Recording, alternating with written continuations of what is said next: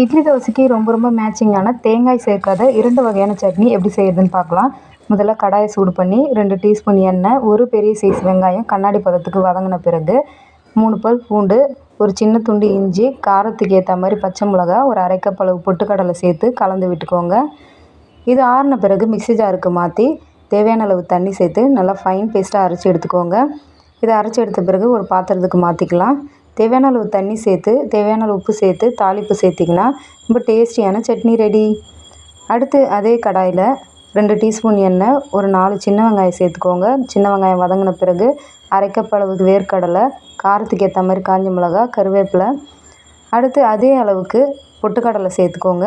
இதை லேசாக கலந்து விட்ட பிறகு டேஸ்ட்டுக்கு புளி சேர்த்துக்கலாம்.